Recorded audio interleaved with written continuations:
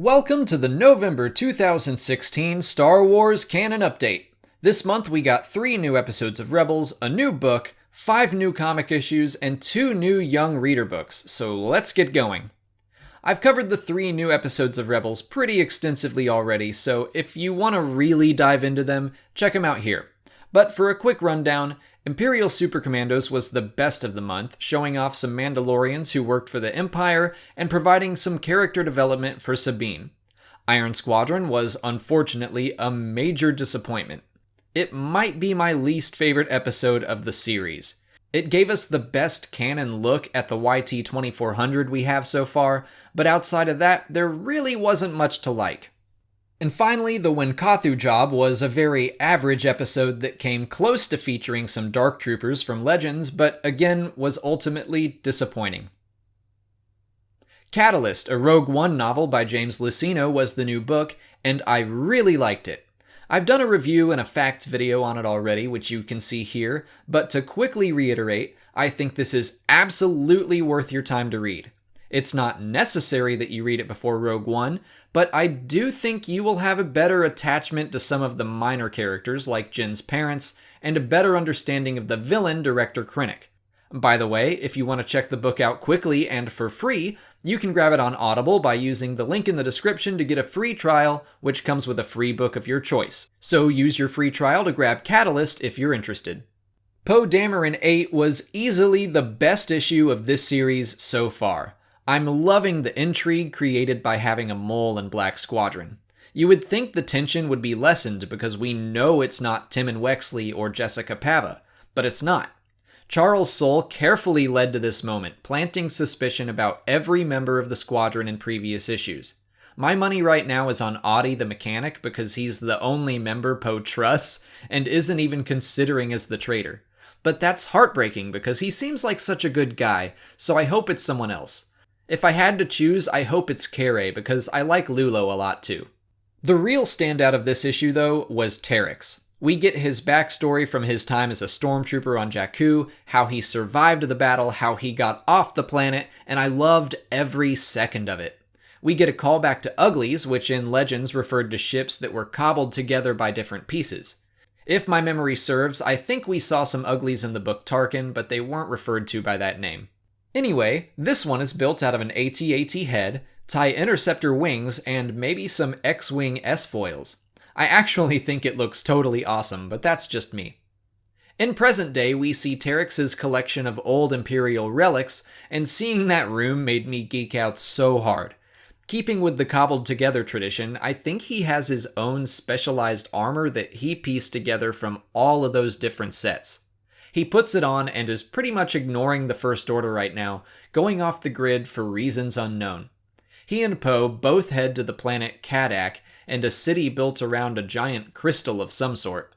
Poe is searching for a droid that may have uncovered Supreme Leader Snoke's location, and Terex, I'm not sure why he's there. I have no idea where all this is headed, but this is the first issue that made me get really pumped for the future of this series.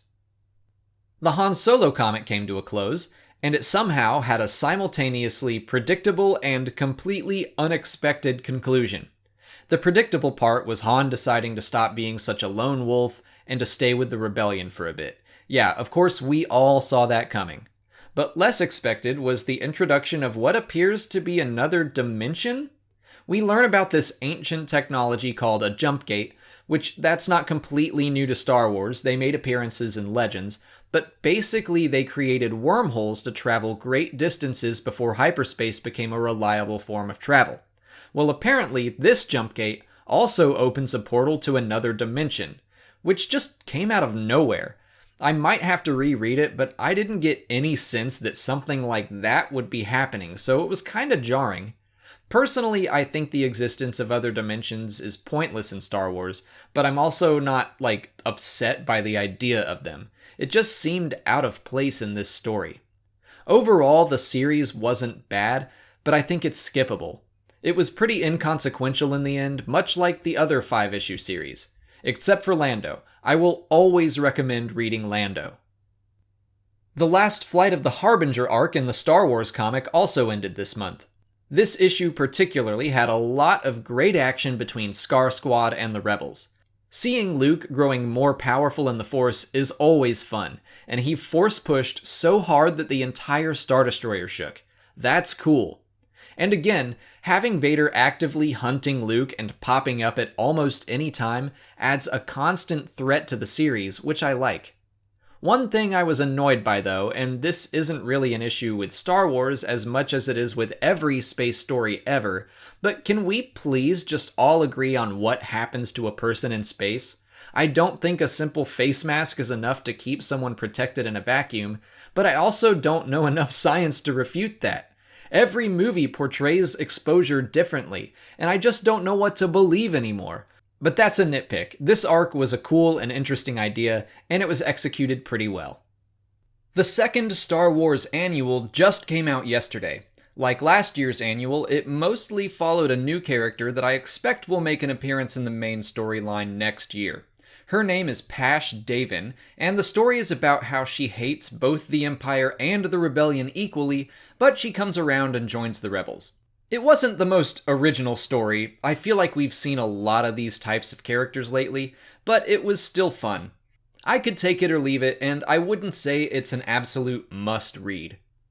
The Force Awakens comic adaptation finally ended this month, and like all the other issues, it was completely not worth reading. It offered nothing new. Skip it. Also released this month were two young reader books, Trapped in the Death Star and Luke in the Lost Jedi Temple, which are both retellings of previous stories. So if you've seen Episode 4 or you read Weapon of the Jedi, you can skip these. And that's it for November. The Canon update will return on January 1st, and I suppose we'll be covering some new Star Wars movie I hear is coming out, along with the Rebels mid-season finale, the new Dr. Aphra comic, and more. If you haven't already, please like this video, subscribe to the channel, follow me on Twitter, Instagram, and Facebook, and consider checking out my Patreon page.